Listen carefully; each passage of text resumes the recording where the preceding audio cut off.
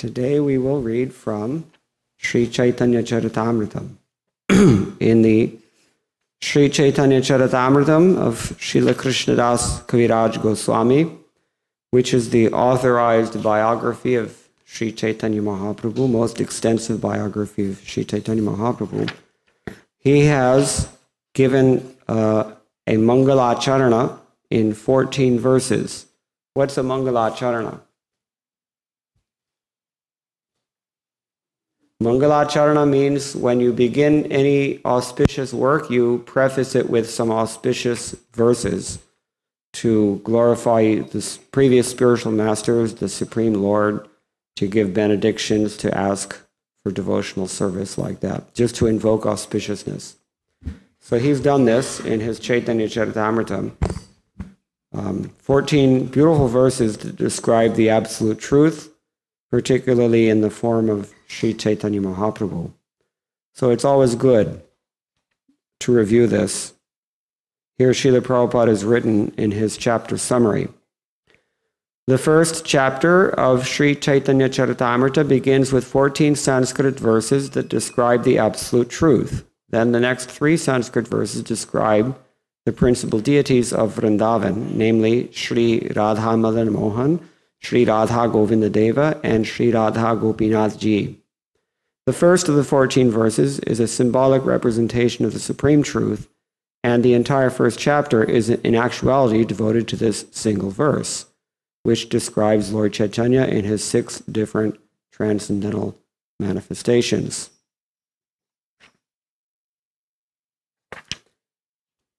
The first verse is dealing with the spiritual masters and the Lord in his other 6 manifestations. Let's read the Mangalacharana through, just so that we know. Vande Gurun Isha Bhaktan Isham Ishavatarakan Tat Prakashamscha Tat Shaktihi Krishna Chaitanya Sanyakam. I offer my respectful obeisances unto the spiritual masters, the devotees of the Lord's incarnations, his plenary portions, his energies, and the primeval Lord himself, Lord Sri Krishna Chaitanya. Vande Sri Krishna Chaitanya Nityanando Sahodatao Gaudodai Pushpavanto Chitrao Shandao Tamonudao. I offer my respectful obeisances unto Sri Krishna Chaitanya and Lord Nityananda, who are like the sun and the moon. They have arisen simultaneously on the horizon of Gaura to dissipate the darkness of ignorance and thus wonderfully bestow benediction upon all. Gaura means Bengal. That's why we're sometimes called Gaudiya Vaishnavas, because there's so many of us in Bengal. Yadadvaitam brahmopanishaditarapyasya tanubha ya atmancharyami purusha itisyosyam shivibhavaha shad aishwaryai purno yahiha bhagavan sasvayamayam na chaitanyat krishnat jagati paratatvam parameha. What the Upanishads describe as the impersonal Brahman is but the effulgence of his body, and the Lord known as the Supersoul is but his localized plenary portion. He is the Supreme Personality of Godhead himself, full with 6 opulences. He is the absolute truth, and no other truth is greater than or equal to him. Anarpitachadim chirat karunayavatirna kalau samarpayatamunnatojjalarasam sabhakti shriyam Hari Purata Sundara Dyudigadamba Sandipetaha Sada Hridaya Kandare Spuratava Shachi Nandana. May that Lord, who is known as the son of Srimati Shachi Devi, be transcendently situated in the innermost chambers of your heart. Resplendent with the radiance of molten gold, he has appeared in this age of Kali by his causeless mercy to bestow what no incarnation ever offered before, the most sublime and radiant spiritual knowledge of the mellow taste of his service. Radha Krishna Pranaya Vraktirhladini Shaktirasmat Ekatmanavapi Bhuvi Pura Deha Bhedam Gatao Tao Chaitanyakham Prakatamadhuna Yadvayam Chaikyamapstam Radha Bhava Judisavalitam Nomi Krishna Surupam. The loving affairs of Sri Radha and Krishna are transcendental manifestations of the Lord's internal pleasure-giving potency. Although Radha and Krishna are one in their identity, they separated themselves eternally. Now, these two transcendental identities have again united in the form of Sri Krishna Chaitanya. I bow down to him who has manifested himself with the sentiment and complexion of Srimati Radharani, although he is Krishna himself. Sri Radhaya pranaya mahima kidrishavanayaiva swadyo yenadbhuta madhurima kidrisho vamadiyah saukyam chasya maruna bhavatah kidrisham veti lobhat tadbhavahyas samajina shachi garbha sindho harindu. Desiring to understand the glory of Radharani's love, the wonderful qualities in him that she alone relishes through her love, and the happiness she feels when she realizes the sweetness of his love, the Supreme Lord Hari, richly endowed with her emotions, appears from the womb of Srimati Shachi Devi, as the moon appears from the ocean. Sankarshana karanato yashayi garbodhashayi chapayobdhishayi Sheshascha yasyam shakalah sanityanandakhiramah sharanam mamastu. May Sri Nityanandaram be the object of my constant remembrance. Sankarshana, Sheshanaga, and the Vishnus who lie on the Karana ocean, Garbha ocean, and ocean of milk are his plenary portions and the portions of his plenary portions. Mayati te vyapi vaikuntaloke purnaishwarye tri chaturvyuha madhye Rupam yasyodbhati sankarshanakhyam tam Sri Nityananda Ramam prapadye. I surrender unto the lotus feet of Sri Nityananda Rama, who is known as Sankarshana in the midst of the Chaturvyuha, consisting of Vasudeva, Sankarshana, Pradyumna, and Aniruddha. He possesses full opulences and resides in Vaikuntha-loka, far beyond the material creation. Maya bharta janda sankhashlayanga Shete sakshat karanam bodha madhye Yasyaikanksha Shri Poman Adi Devas Tam Shri Nityananda Ramam Prapadye. I offer my full obeisances unto the feet of Sri Nityananda Rama, whose partial representation called Karanodakashayi Vishnu, lying on the Karana ocean, is the original Purusha, the master of the illusory energy and the shelter of all the universes. What's another name for this Vishnu form? Just thought I'd wake you up. Karanodakashayi Vishnu is also called Mahavishnu. He's called Karanodakashayi because he lies on the Udaka, the ocean of Karana. What does Karana mean? Cause, the ocean of cause. Yasyam shamsha shrila garbodhashayi yannabhyabjam loka sanghata nalam lokasrashtu sutika dhama dhatustam Shri Nityananda Ramam prapadye. I offer my full obeisances unto the feet of Sri Nityananda Rama, a partial part of whom is Garbhodakashayi Vishnu. From the navel of Garbhodakashayi Vishnu sprouts the lotus that is the birthplace of Brahma, the engineer of the universe. The stem of that lotus is the resting place of the multitude of planets. So this time we've heard about another Vishnu form. Which one? Garbhodakashayi Vishnu. And what does he lie on? What does Garbha mean? Garbha means womb. He lies on the ocean of womb. We all know, well, maybe we don't all know, so I'll explain. From the ocean of cause, Mahavishnu lies there, and he produces out of his own breathing unlimited eggs, as it were, universes. They're called Anda, Brahmanda, eggs of the absolute truth.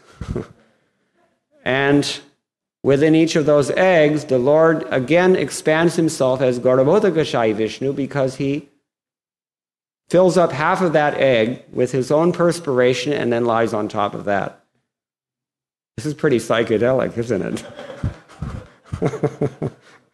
So this is Garbhodakashayi Vishnu. All these are called Purusha avatars. Mahavishnu, Garbhodakashayi Vishnu, and then Paramatman. 3 Purusha avatars. Kshirodakashayi Vishnu is called Paramatman. We're coming to him next. So they are the sources of the material universes. So when Gaura Vishnu lies on this ocean that he's created there, then from his navel comes a lotus flower, and who lives in that lotus flower? Brahma, who invents the universe. He's the engineer, you might say, of this universe. Yasyam shamsha paramatma khilanam poshta vishnurabhati dugdadhishayi kshauni bharta yat kalasopyanantas tam shri nityananda ramam prapadye. I offer my respectful obeisances under the feet of Sri Nityananda Rama, whose secondary part is the Vishnu lying in the ocean of milk.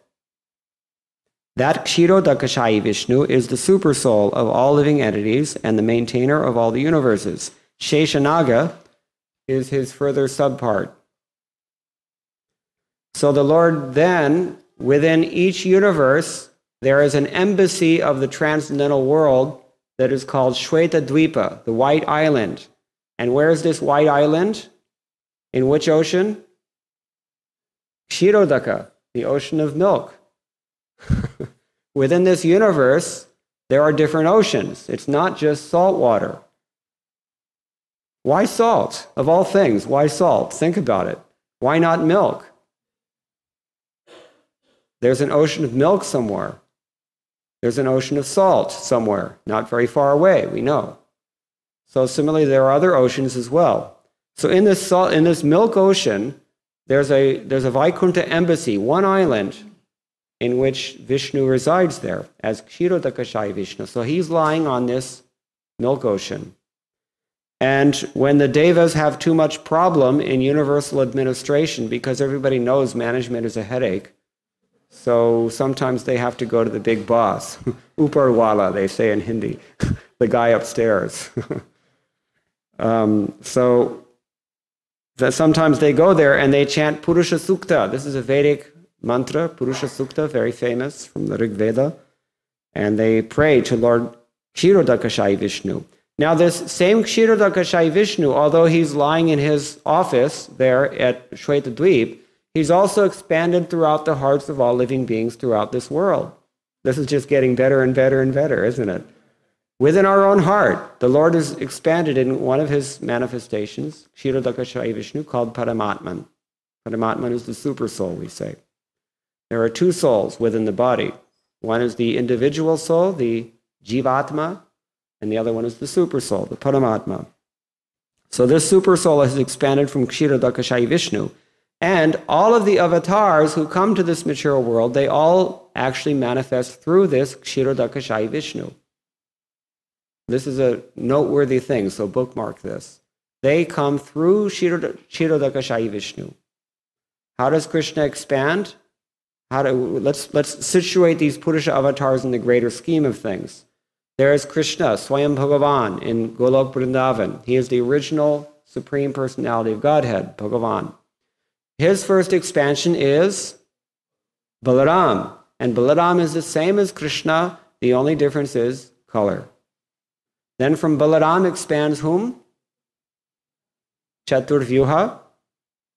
From the Chaturvyuha we have Vasudev, Sankarshana, Pradyumna, Aniruddha, which is mentioned a few verses ago. And then from the Chaturvyuha come the Mahavishnu. The Purusha avatars come. We've already mentioned Mahavishnu. His another name is Karanadakashayi Vishnu. From him, Garbhodakashayi Vishnu. From him, Kshirodakashayi Vishnu. And from him, all the incarnations come. So it's not direct. So Paramatma is first there. Like when we install the deity, if you've read the 11th canto, you know the process is the pure devotee will invite that Kshirodakashayi Vishnu, because he's the source of all the incarnations, out of his heart and into this deity to manifest as the Archa Avatara, another avatara of the Lord, called the Archa Murti, coming from Kshirodakashayi Vishnu. So, I offer my respectful obeisances unto the feet of Sri Nityananda Rama, whose secondary part is to Vishnu lying in the ocean of milk. That Kshirodakashayi Vishnu is the supersoul of all living entities and the maintainer of all the universes. Sheshanaga is his further subpart. He lies on Ananta Shesha. Anyone here from South India? Trivandrum? In Trivandrum, there's a famous temple called Ananta Shayana, Padmanabha Swami. Big Mahavishnu deity lying on Ananta Shesha. So this is what we're discussing here. And let's continue.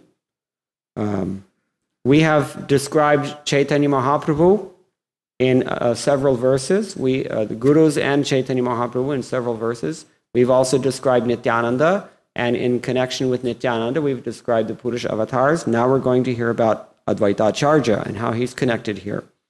Mahavishnur Jagatkarta Mayaya Yasrajat Yadaha Tasyavatara Evayam Advaita Acharya Ishwaraha.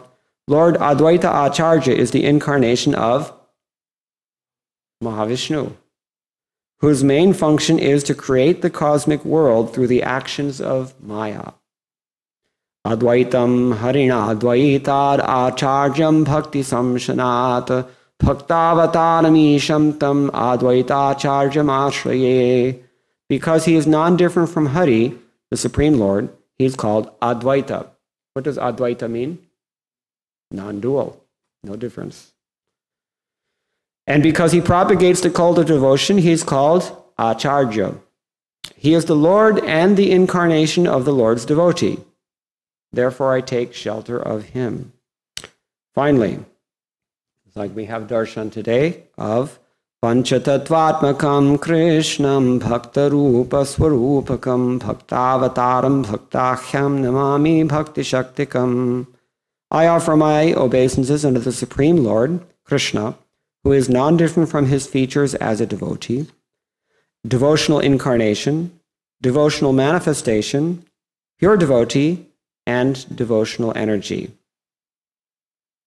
Now, who's who here? We mentioned 6 things, looks like. The Supreme Lord, Krishna, his features as a devotee, his devotional incarnation, his devotional manifestation, pure devotee, and devotional energy. So the Supreme Lord is Krishna, who is non-different from his feature as a devotee. This is called Bhaktarupam. Krishnam Bhaktarupa Surupakam. And so the Sarup, his expansion, as Prabhupada says, this is Nityananda. And the Bhakta Avatar, we've just heard in the previous verse, that's Advaita Acharya. And Bhakta Khyam, who's called a devotee. And devotional energy, Gadadhar, and others. Prabhupada describes it in different ways sometimes, but this is Panchatattva, which we sing every morning in the form of this Panchatattva Mahamantra. Shri Krishna Chaitanya Prabhu Nityananda Shri Advaita Gadadhar Shivas Adi Gaur Bhaktavrinda. Again, Shri Krishna Chaitanya Prabhu Nityananda Shri Advaita Gadadhar Shivas Adi Gaur Bhaktavrinda. Now, this Chaitanya Charitamrita, written in Bengali, well, actually it's written in 50% Bengali, 50% Sanskrit, because he quotes so much. Krishnadas Kaviraj was a very, very learned scholar. And he composed this book ostensibly in Bengali verses about 500 years ago, the end of the 16th century or thereabouts. And in it, he describes the pastimes of Lord Chaitanya Mahaprabhu, but not so much the Vrindavan pastimes, because an earlier book, or the Navadvip pastimes, sorry, because an earlier book had described the Lord's Navadvip pastimes. What book is that? Chaitanya Bhagavata by Vrindavan Das Thakur. That was previously called Chaitanya Mangala. Then they changed the name to Chaitanya Bhagavata. So he emphasized the Lord's later pastimes, and it seems that Srila Prabhupada chose to translate this book around 1974 or thereabouts because it is a very nice presentation of the philosophy of Krishna consciousness. And it's very important for us to know the philosophy of Krishna consciousness. And therefore, Krishnadas Kaviraj Goswami himself, when he's discussing all these things, he actually says as much, that we should not shy away from discussions on philosophy, because they strengthen our faith in the Lord, and they give us the discrimination that we require to surrender to the Lord. What's that philosophy called? Philosophical understanding. What is a fancy Sanskrit name for that? Sambandha Jnana. And therefore, the next of these 14 Mangalacharana verses, they glorify the deities in order. The Sambandha deity, which is Madan Mohan, the Abhideya deity, which is Govinda, and the Prayojana deity, which is Gopinath. Madan Mohan, his name is significant. Who is Madana? Madana. What does he do? Cupid. He shoots you with 5 arrows. What are those arrows? And the arrows, they don't hurt. They're very nice. They're flower arrows. Pushpabana, he's called. So when you get hit with a flower, it's no big deal, right? So what are those 5 arrows? The 5 senses.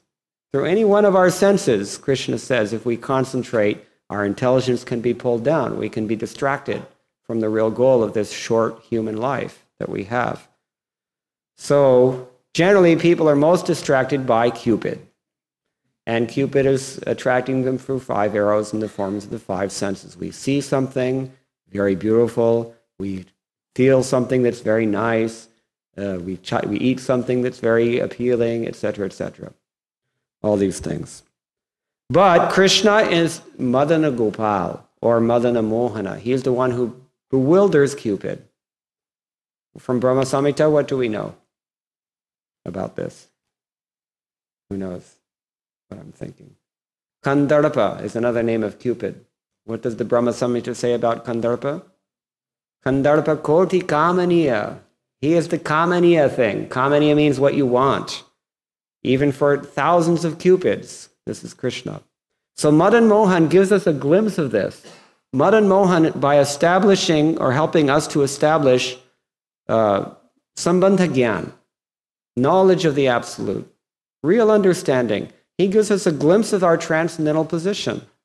And therefore our faith is strengthened, and we know from the Chaitanya Charitamrita and other sources that really the only difference between an advanced spiritualist and a neophyte or less advanced devotee is the degree to which the faith has been developed, the degree to which faith is manifested practically, and the degree to which the faith is strengthened and immovable.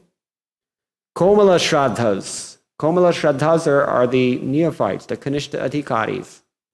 They can accept that Krishna is in the temple, but they can't find him anywhere else. And they also don't really know that Krishna is within all living beings, and that all living beings are very important to Krishna. They don't realize this very deeply. So they're called Kanishta. Kanishta means the youngest. Or Bhaktivinoda Thakur calls them Komala Shraddhas. Pliable. Their faith is pliable, soft, mushy. Mushy faith. So this is Sambandha Gyan is necessary to elevate us beyond this level. And when we become practically devoted to Krishna, chiefly through the form of his spiritual master, because we have skipped the first chapter, but if we had read that, we would know that this is how Krishna manifests first and foremost in this mature world. Then we come to how to practically render devotional service, and that is called Abhideya. The deity who takes over there is Govinda. And then the ultimate goal of this devotional service, what is the purpose of this whole endeavor? Prayojana, what is that? Prema pum artho mahan, the topmost goal of human life, love of Godhead. And love of Godhead doesn't mean love as we know it in this world. It's a transcendental reality of which we have no idea. It's important to recognize this. In the Brihad Bhagavatamritam, Sanatana Goswami very eloquently writes that there is no difference between love of Godhead and absolute humility. They are one and the same. The degree to which humility is manifested, to that degree you have love of Godhead. That's a lot to think about. That's an awful lot to think about. But that's the subject of another class. So if we at least realize, if we have enough humility and faith to recognize that I really don't know anything about who I am, I really don't know a thing about what love is, and what is more important to us than ourselves and love? Think about that.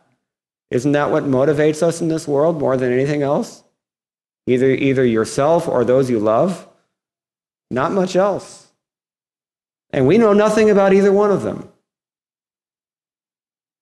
Therefore he sings, Yogyata vichari kichu nahi pai, tomar karuna sar. Sar means the essence of a thing. Bhaktivinoda Thakur prays to his spiritual master, I don't have any qualification. If you look at me, you won't find a thing. Your mercy is whatever I have, is the essence of whatever I am in terms of devotional service. Therefore we say his divine grace. Anyway, that's already been covered in the last chapter. Anyway, Prabhupada chose to translate Chaitanya Charitamrita because it not only has the pastimes of Sri Chaitanya Mahaprabhu, but it also gives a very solid understanding of the philosophy, which is very important. Now, we've just read the first 14 shlokas, verses, Sanskrit verses in the Chaitanya Charitamrita that open up this auspicious work and purify our consciousness. Each of these verses has so much significance. And in effect, the first few chapters, at least the first 4 or 5 chapters of the Chaitanya Charitamrita, are in effect a commentary on these verses. If we read carefully, we'll see. The first chapter is dealing entirely with the first Mangalacharana verse.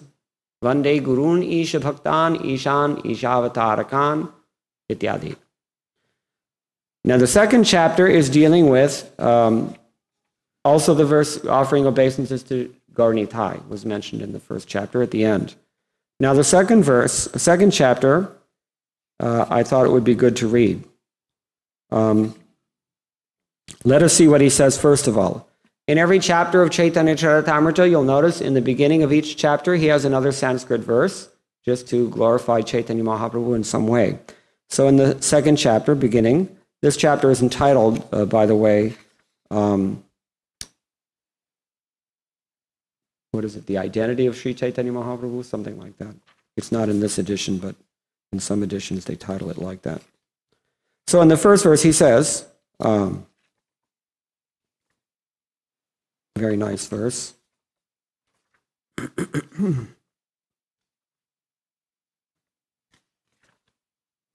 Shri Chaitanya Prabhum Vande Balopi Yaranugrahat Dharinana Matagraha Vyaptam Siddhanta Sagaram.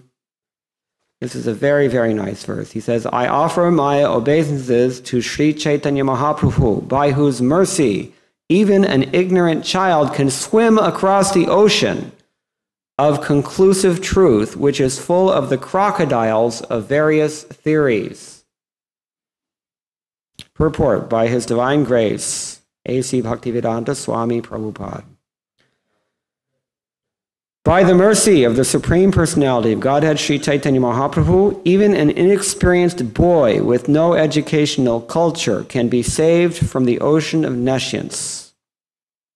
Srila Prabhupada is speaking from personal experience, mind you, which is full of various types of philosophical doctrines that are like dangerous aquatic animals. Let's read this over again. By the mercy of the Supreme Personality of Godhead Sri Chaitanya Mahaprabhu, even an inexperienced boy with no educational culture can be saved from the ocean of nescience. Srila Prabhupada experienced this on many, many, many, many occasions. Those who came to join him in the beginning were all virtually inexperienced boys with no education, with no culture, no idea of Krishna or of the deep significance of this philosophical conclusion. And the second point is that this ocean of potentiality, the ocean of all possible proposals that we encounter in life, ideological and otherwise,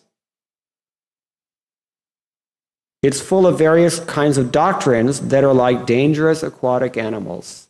Crocodiles here, it says in the translation. The philosophy of the Buddha, the argumentative presentations of the Jnanis, the yoga systems of Patanjali and Gautama, and the systems of the philosophers like Kanara, Kapila, and Dattatreya are dangerous creatures in the ocean of nescience. Now, what do we even know of these philosophies, honestly speaking? We actually do know them because they reincarnate themselves age after age after age, along with those who propagate them age after age after age. Prabhupada said, nothing is new. Nothing under the sun is new. There's only so many arguments that you can give against surrendering to Krishna.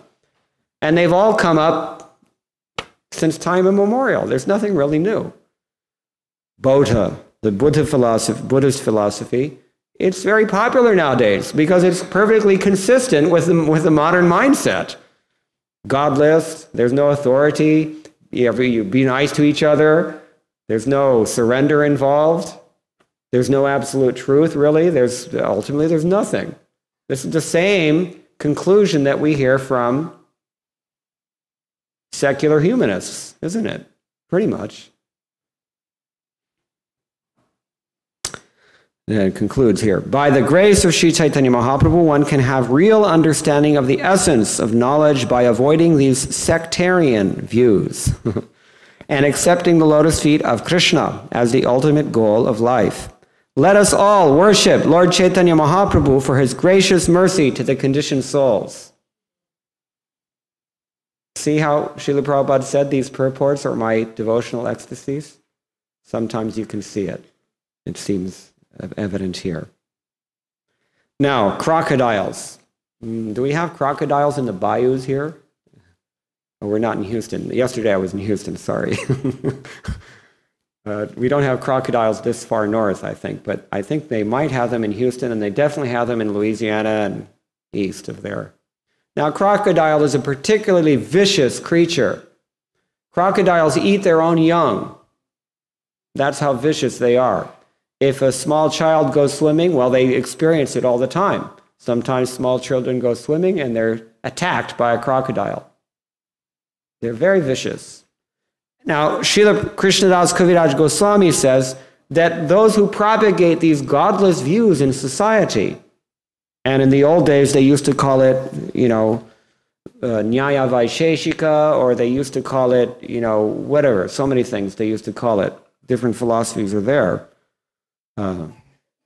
Ajivika philosophies as well, that means the Buddhists, the Jains, For any philosophy that doesn't ultimately aim at surrendering to Krishna, it's like a vicious crocodile. Or as Prabhupada elsewhere says, it's like a reptile with a jewel on the hood. That's why we say when there's somebody who's particularly mean-spirited, we call him reptilian, isn't it? Cold-blooded creature. See? So these philosophies are very dangerous. And our faith is very pliable. That's not a good combination.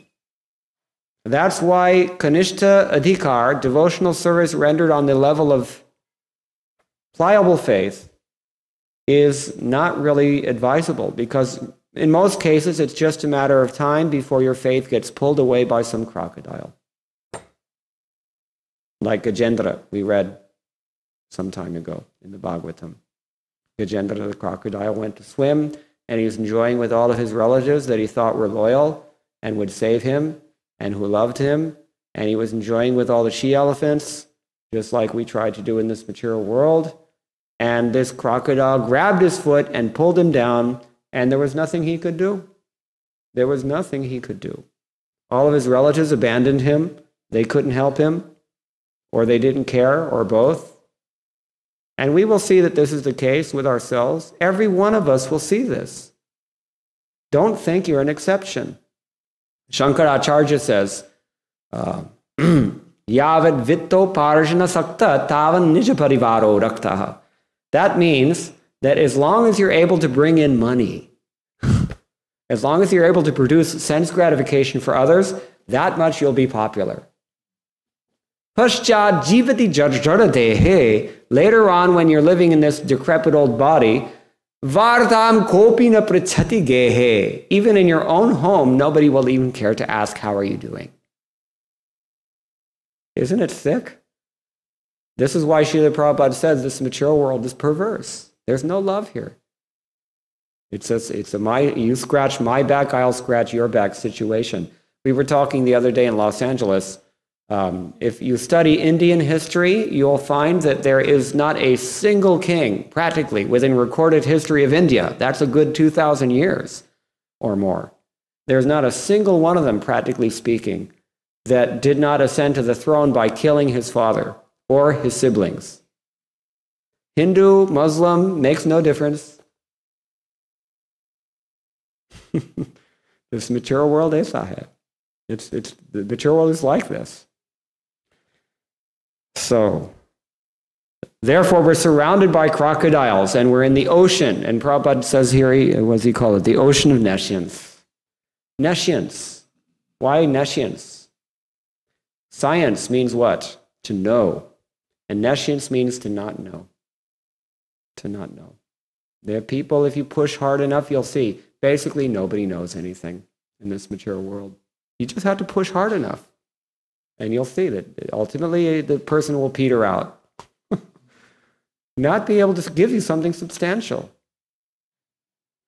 So, ocean of nescience and full of crocodiles that can pull you away from this sobering realization of the real nature of what's going on here. And of the real potential that human life offers us. Tadapya dhruvam arthadam, Prahlad Maharaj says. Although it's temporary, it's very, very valuable. Because in this short span of human life, if we use it wisely, we can get so much. We can reestablish our eternal existence, our eternal identity. We can become fixed in that identity. Our faith can become strong. That's called Madhyama Adhikar or Uttama Adhikar. And then we can dive deep into the ocean of Bhakti Rasamrita, nectar of Bhakti Rasa. So many mellows of devotional sentiment for the Supreme Personality of Godhead based on practical surrender to Him. This is real. There are devotees who are on this level of Bhava Bhakti or even Prema Bhakti. And Narad Bhakti Sutra and all of the other Shastras as well. Tadeva sadhyatam, tadeva sadhyatam. Strive for that thing, strive for that thing. When the Shastra repeats something a few times, that means it's important. So Srila Prabhupada is pointing this out in his purport here. Now, we've described the negative picture. Let's go to the positive picture. Krishnod kirtana gana naratana kala pathojani bhrajita sadbhakta valihangsa chakramashupa shreni viharaspadam karnanandi kala dhvanir vahatu me jihva maru prangane Shri Chaitanya dayanithe tava lasallila sudhaswardhani. Oh, my merciful Lord Chaitanya, may the nectarine Ganges waters of your transcendental activities flow on the surface of my desert-like tongue. Beautifying these waters are the lotus flowers of singing, dancing, and loud chanting of Krishna's holy name, which are the pleasure abodes of unalloyed devotees. These devotees are compared to swans, ducks, and bees. The river's flowing produces a melodious sound that gladdens the ears. Srila Prabhupada writes in his purport, our tongues always engage in vibrating useless sounds that do not help us realize transcendental peace. The tongue is compared to a desert because a desert needs a constant supply of refreshing water to make it fertile and fruitful. Water is the substance most needed in the desert. The transient pleasure derived from mundane topics of art, culture, politics, sociology, dry philosophy, poetry, and so on is compared to a mere drop of water Because although such topics have a qualitative feature of transcendental pleasure, they are saturated with the modes of material nature. Let's stop here. Let me read this again. Did you hear what he said?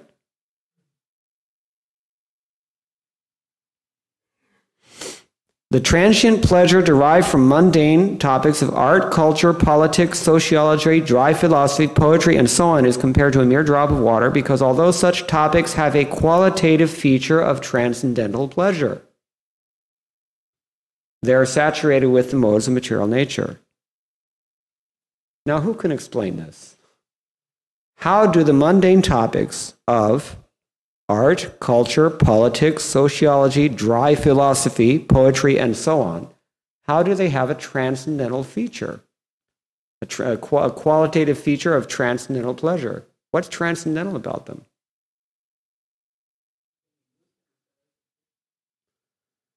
But then they're not mundane anymore, because that's called yukta vairagya. Anybody? Any sagacious philosophers here? I think we're getting warm. It's a reflection. Prabhupada says it's a mere drop of water in the desert. We thirst for an ocean, and these things supply us a drop, but how do they supply us a drop? That means there's a qualitative feature of transcendental pleasure in them.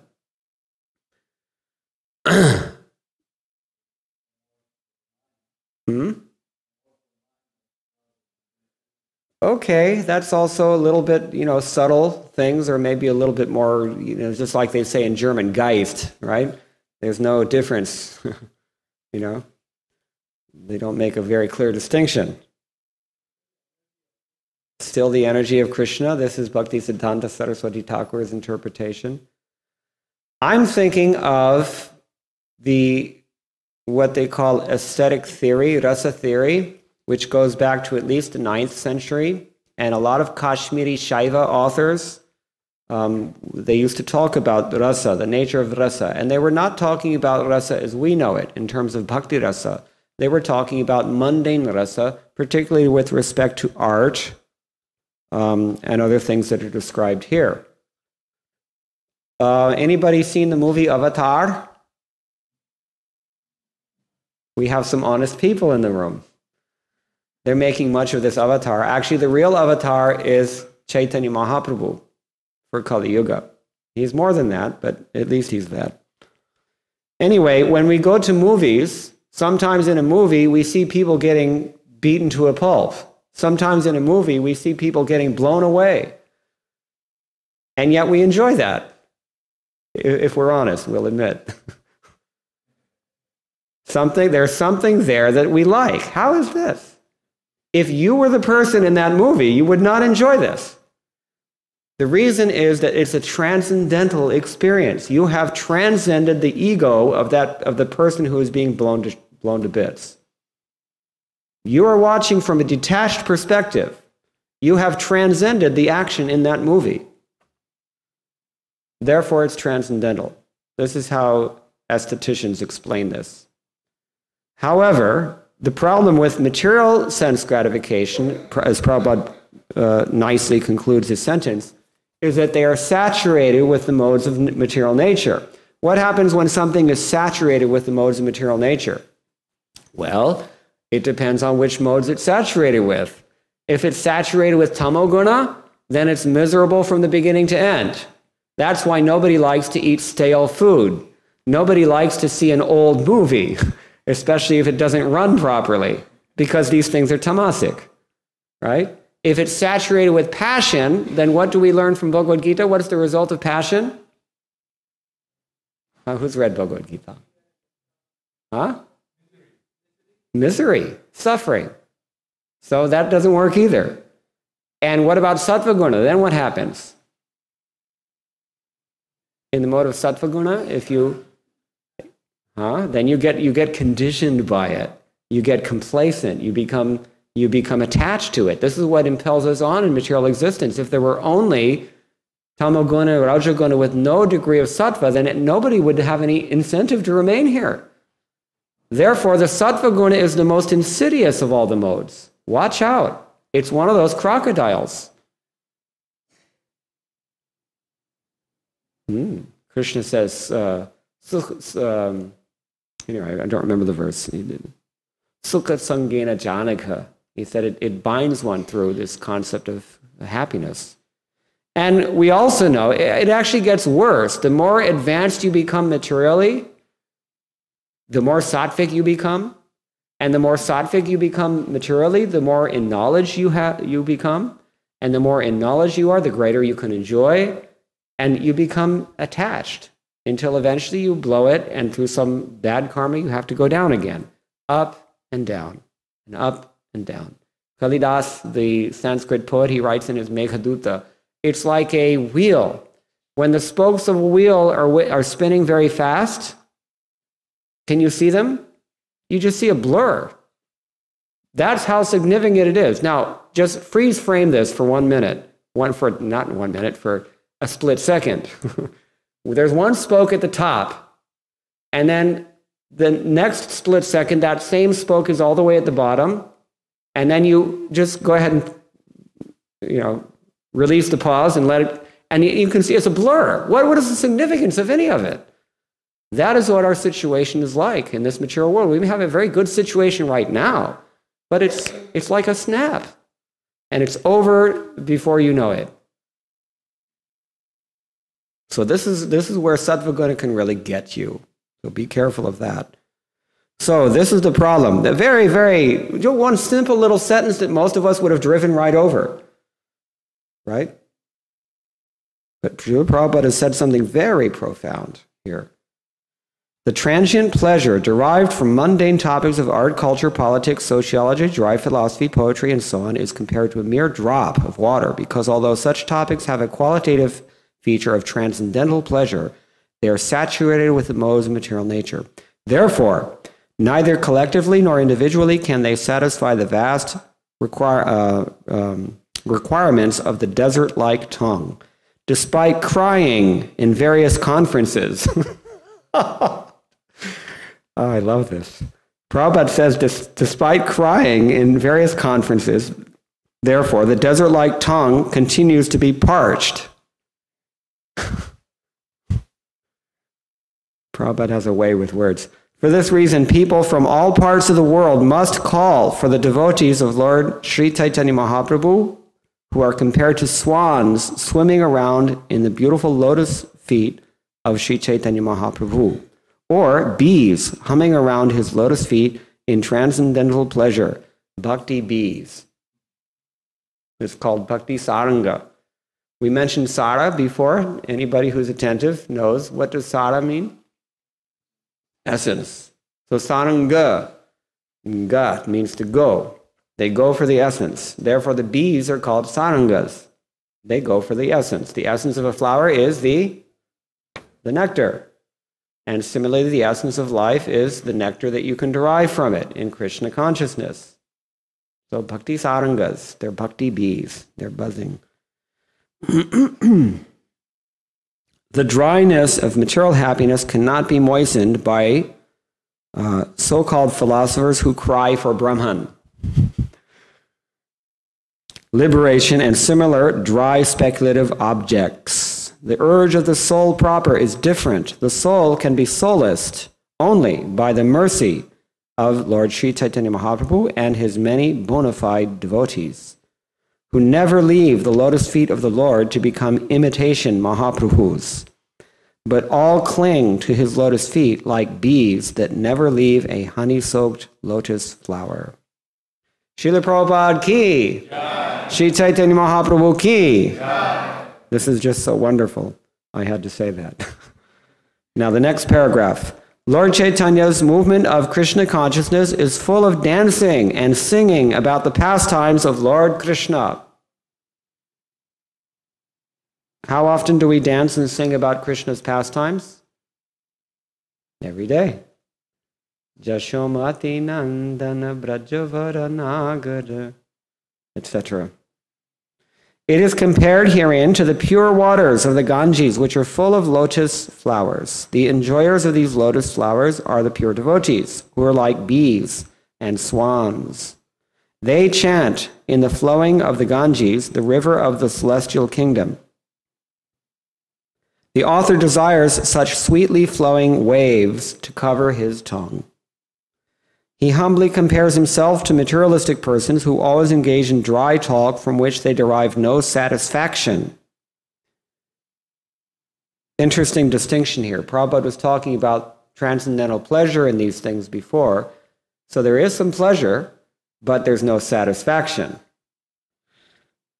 If they were to use their dry tongues to chant the holy name of the Lord, Hare Krishna, Krishna Krishna, Hare Hare, Hare Rama, Rama Rama, Hare Hare, as exemplified by Lord Chaitanya, they would taste sweet nectar and enjoy life.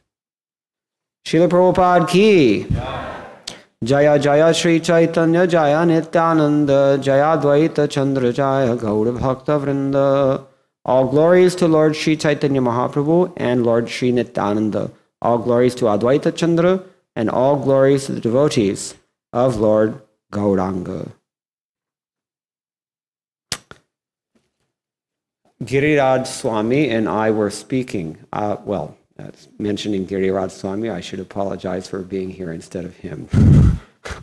But one has to do one as one is told. There is a verse by the poet Bilvamangala Thakur, and he says, Abhyarshya geham yuvati pravidha prema pravaha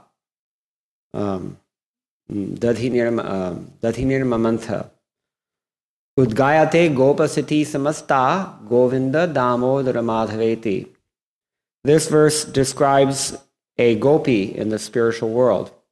She has risen early in the morning, or maybe it's in this Gokula Vrindavan, because the spiritual world is in both places. There's Goloka Vrindavan, that's the spiritual realm, the highest level of Vaikuntha planets. And then even in this Bhoma Vrindavan, we call it, even in this worldly sphere, as Krishna incarnates, for example, in Shweta Dvipa, sometimes he brings his whole dham with him as well, and that's manifested in Gokula Vrindavana, in this material world. So the pastimes are eternally going on in both places, because both places are absolute, non-dual.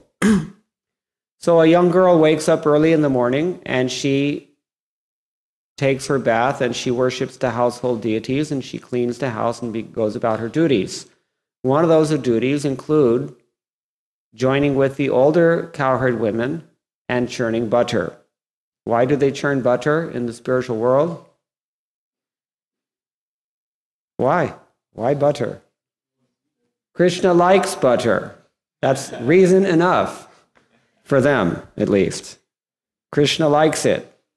So they're making a lot of butter for Krishna. Udgayate gopasati samasta, and all of them are chanting while they're churning, because it's described in the 10th canto. As the gopis are churning butter, they're wearing these jangly, like they still have. It's interesting. When I was in college, I read a history book, Indian history.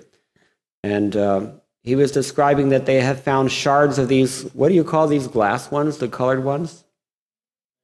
Bangles. Hindi mein kya usko bolte hain? Who knows? Huh? Yeah, chudiya, that's right. So they have found shards of these things from, in the Punjab Valley from like 2,500 years ago. I mean, that is cultural continuity, isn't it? And Prabhupada said on the other hand, the American disease is, if you can stand on your head and walk backward, do it, but somehow or other change. Like here in America, everybody has a different phone number every 6 months, different address every 6 months, different spouse every 6 months, different guru every, It's the American disease. But this is the eternal existence. Things don't change. Once you come to the Brahma Bhuta platform, there's no more change. And therefore there's no more shochati, there's no more kangshati either. No more lamenting, no more hankering. You're satisfied. As Prabhupada wrote here, devotees they enjoy nectar at the feet of Chaitanya Mahaprabhu, and they are satisfied. So this girl wakes up and she's churning, and there's a jangly rhythmic noise being made. That rhythm is in effect the kartals. And then all the gopis sing together. And what do they sing? Govinda Damodara Madhaveti. They sing the names of Krishna. So I was thinking about this, and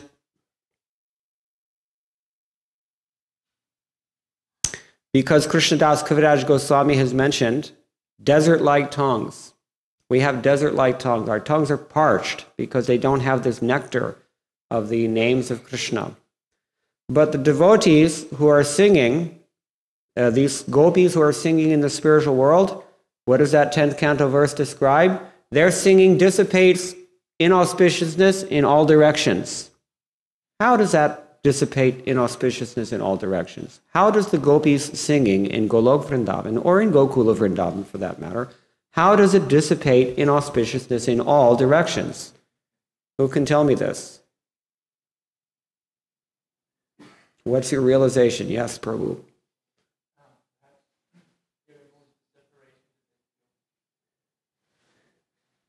In all directions? Okay, let's proceed. Please, Age Bolo. A little bit further.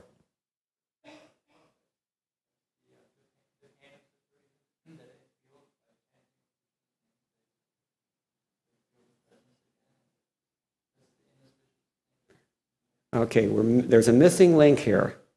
This is the right answer, actually. Anybody else, Sukumar?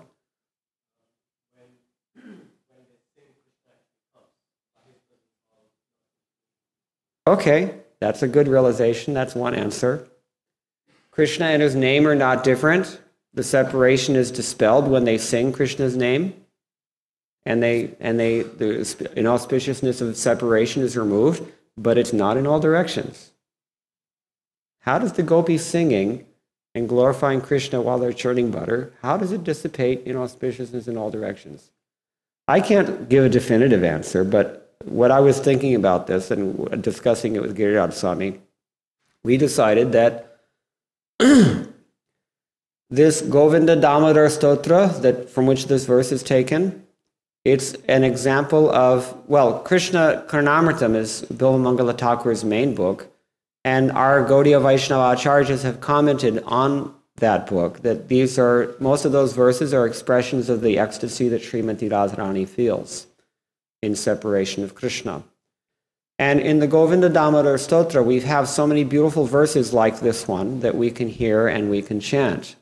But somebody has to give these verses to us, because we're in the desert.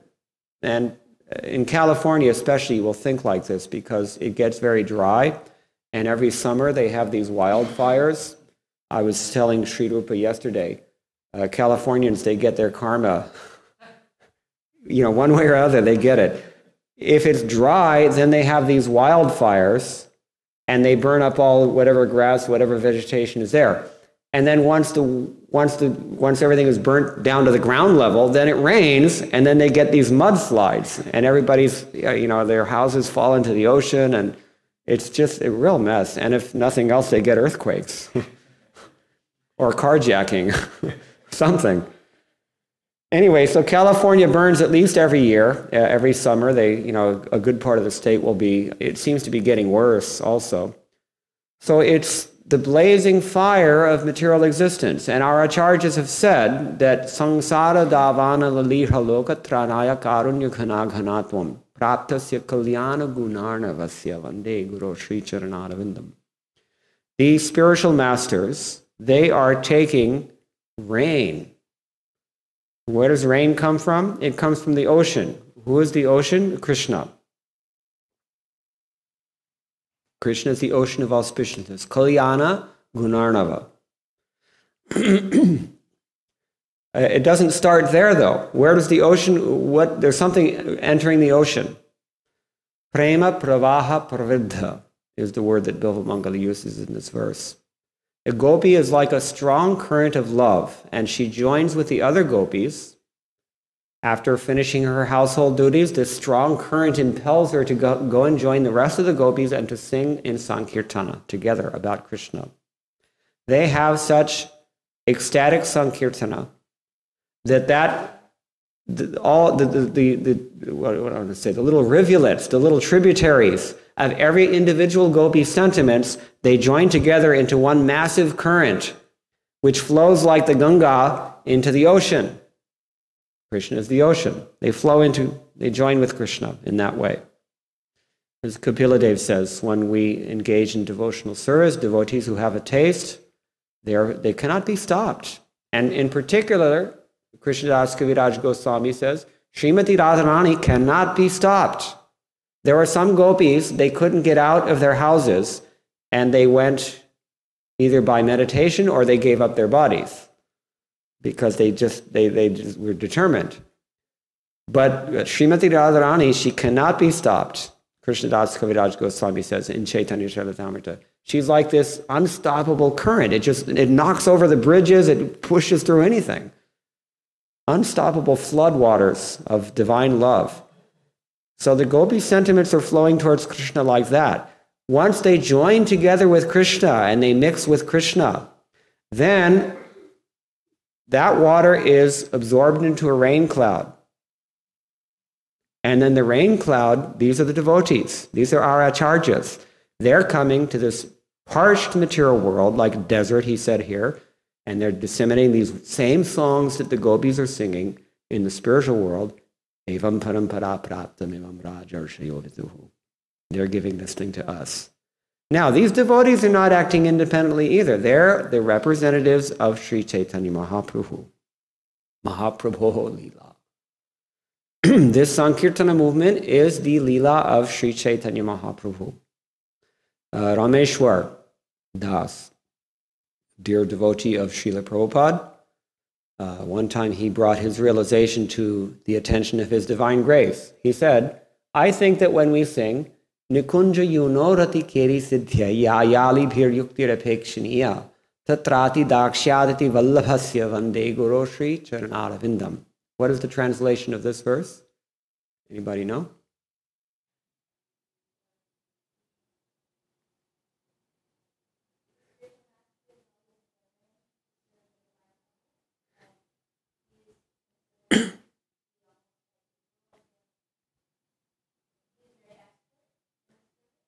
The spiritual master is very expert in assisting the gopis who affect the pastimes of Sri Sri Radha Krishna, and in particular, they're bringing other gopis to join.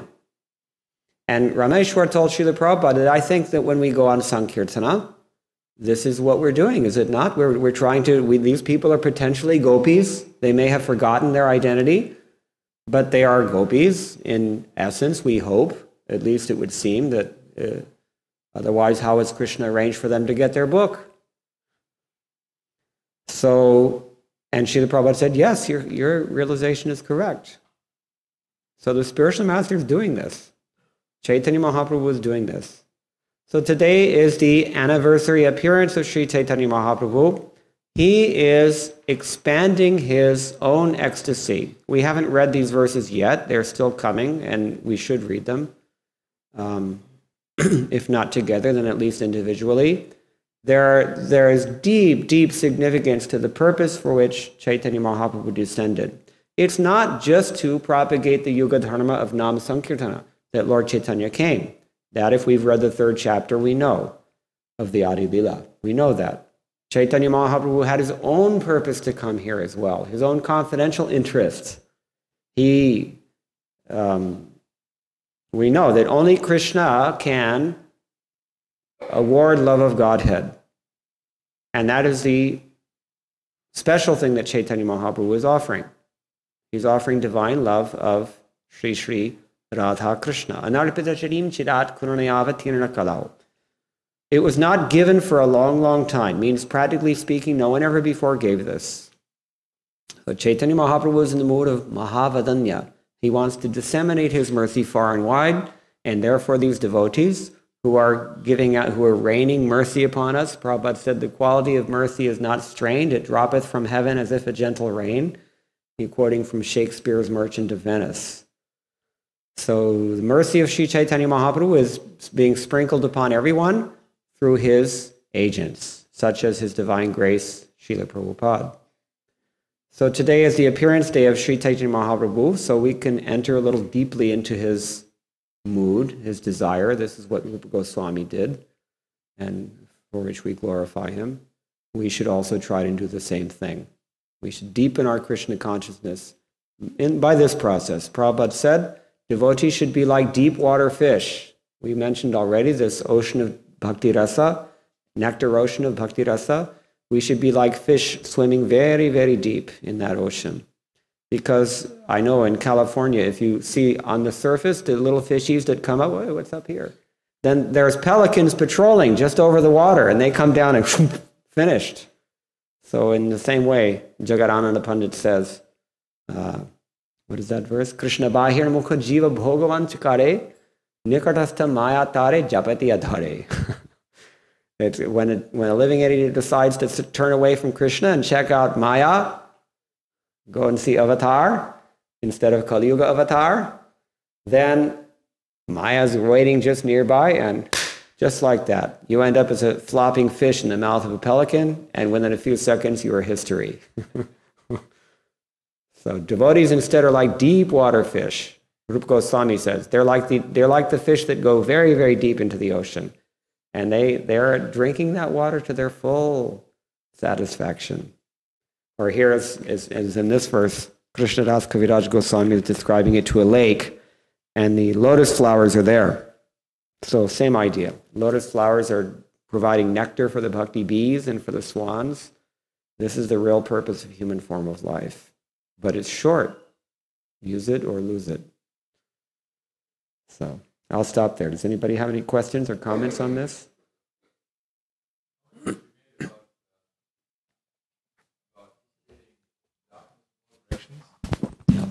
The realization that I've gotten was that the instruction we get from that is to hear from a bona fide source. Because the gopis, when they actually are singing, they are actually creating remembrance of Krishna. The greatest inauspiciousness for us is forgetfulness of Krishna. And as a result of which, ignorance is imposed on us, and in all directions, this is happening. So the darkness that I saw was the darkness of ignorance that actually has covered all directions in the material world. And by hearing the singing of the gopis, that actually allows us to once again remember Krishna. And then the darkness is dissipated. And because the devotees of Krishna are in all directions, Prabhupada said, the devotees of Krishna, every street corner, he said, there are devotees of Krishna. Our business is to go and touch them so that they will again resume their devotional service, their love for Krishna. So, because the devotees are everywhere, these devotees who are honest in their heart, when they hear these songs, they actually are reminded of Krishna, and once again, they resume their service. And as a result of their resumption of their service, the darkness in that area will be dissipated, because now there'll be true knowledge, which has actually gotten rid of the ignorance. So it was like the realization I got. The other one was the feature, the qualitative feature. I heard it a little differently. What I heard was this, that when you have a transcendental drop, the qualitative feature of a transcendental drop, then it's actually a feature. Just like, we say that, okay, what is the difference between the living entity and God? Qualitatively, we are the same, but we're actually not the same. Jai Shri Radha Kalachandji ki jai. We're actually not the same as God, even though qualitatively we are said to be the same. There is a qualitative similarity between the living entity and God, but actually the living entity is not God. So in the same way, to look at a transcendental feature, a feature of this transcendental drop of happiness is actually that it seems like it is the real thing, but it's actually not the real thing. And so what happens is a little like cubic zirconia, When a person doesn't know what a diamond really is, then if someone presents cubic zirconia to them, they'll think, yes, this is diamond. So in a sense, they will enjoy the pleasure of that diamond. They will feel the pleasure of that diamond in their heart. But that's only an illusory feeling. It's not the real feeling, because they didn't get to see the real diamond. They didn't get to feel the real diamond. They didn't get to feel the real thing. So in that sense, I saw that the feature part was, in a sense, Krishna's mystic potency that he has of how he can cheat the living entity into thinking that the living entity is actually enjoying these pastimes of arts and culture and all these things. They actually think they're enjoying it. Yeah. They're totally in that mood, that they're enjoying it. And if you go and tell them, oh, this is not real enjoyment, they'll laugh at you. Yeah. They'll say, it is real enjoyment. What are you talking about? But so why it is like that is because of this qualitative feature. There is a qualitative feature. The qualitative feature is it looks the same, but it's actually not the same. Yeah, Prabhupada said a snake is real and a rope is real, but when you think a rope is a snake, that's not real. That's not real. So I saw it like that was the transcendental part of it, that how it was still transcendental. It was transcendental in the sense that the real thing would be transcendental. It's just our conception that is actually wrong. Yeah, we're wrong. Absolutely. Yeah, there's a few answers to that. Another way to look at it is what Krishna says in chapter 10, Yad yad vibhutimat sattvam shrimat urjadameva va tatadevava gatsatvam mama tejomsha sambhavam. Know whatever you see, anything beautiful, glorious, mighty, etc., it springs from but a spark of my splendor. So Krishna has manifested some degree of his own opulence. I mean, Krishna is the only one who really has these opulences to manifest. So he's done that even in this material world, and that's what draws us. We're attracted. The singing of the gopis when they're churning the butter is really beautiful. It's a very beautiful description in the Bhagavatam of what reality is. Yeah. That it is only because of the singing of the gopis that we actually know anything. Yeah. Otherwise, like you said, we actually know nothing. We can take it down the chain. I mean, it's really only because of the singing of our predecessor acharyas that we know anything. Exactly. Somebody decided to leave Vrindavan and go and give Krishna consciousness to the most unqualified people in the world. And we're totally indebted to that. Without Srila, can you imagine Krishna consciousness without Srila Prabhupada's books? I can't. And so, I was thinking that, how we have these 108 beads in our mala, in our japa mala, and they represent each of these gopis, these 108 principal gopis. So actually, when we are chanting Hare Krishna, when we're chanting the Maha Mantra, we can actually, by being sincere in our chanting, by chanting purely, we actually will have access to hearing properly now. So our ears will open up in the sense that they'll be able to actually hear, our senses will be able to actually feel the prayers or the songs of the gopis, and of course all the acharyas who come after them.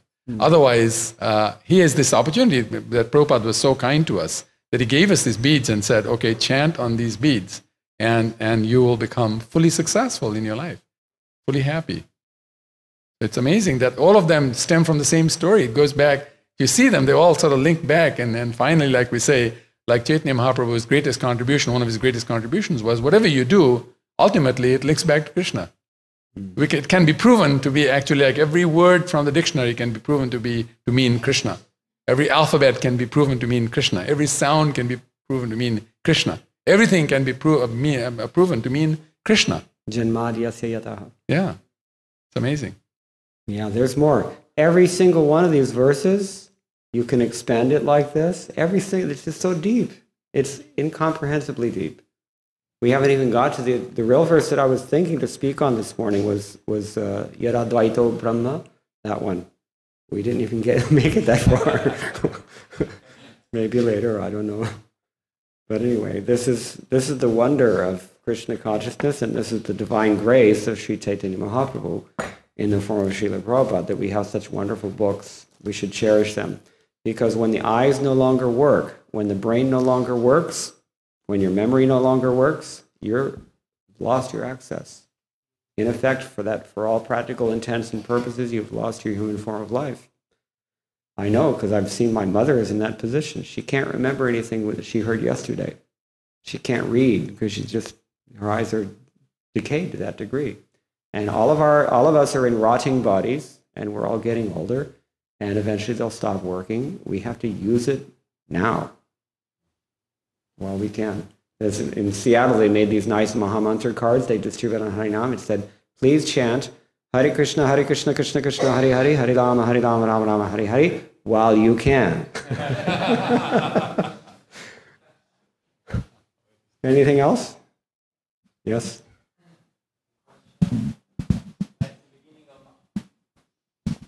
In the beginning of Mangala Charanam that you read today, there's a mention of 6 categories of Mahaprabhu. We usually hear about 5. What is the 6th one? Spiritual masters, the devotees of the Lord himself, the incarnations of the Lord, the manifestations of the Lord, and the energies of the Lord. Actually, there's 7, and Chaitanya Mahaprabhu himself. Vande Gurun, Isha Bhaktan, Isham, Ishavatarakan, Taprakashan, Chakti, Krishna Chaitanya Sanyakam. So 7. And that means the spiritual masters, the devotees, the Supreme Lord, the incarnations, the manifestations, and the potencies, as well as Sri Krishna Chaitanya Mahaprabhu himself. This verse will be explained in chapter 1. So if you want further details, the entire first chapter is devoted to explaining each of those categories in that verse. And yeah, I was just trying to correlate that with the Panchatattva. Well, yeah, I don't know that this directly correlates to Panchatattva. Okay. There's another verse. That other verse we said was Panchatattvatmakam Krishnam.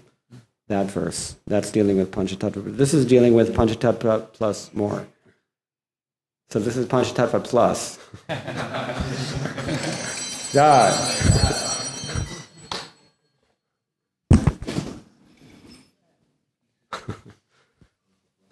So these two, the extra is will be the guru. No. And I'm just trying to understand if we do correlate, what will be the 2 extra Panchatattva plus? Well, I would say it's not Panchatattva plus anything. It's 6 categories plus Panchatattva. You have to see it differently. These verses, they don't correlate, I think, directly. That's my point.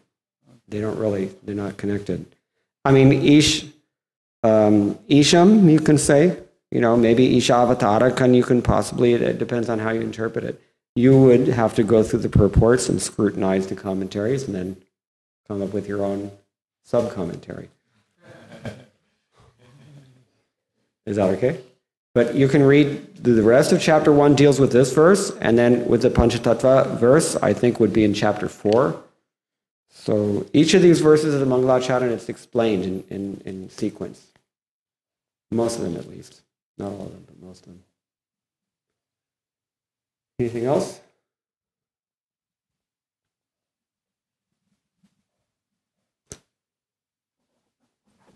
All glories to Sri Chaitanya Mahaprabhu.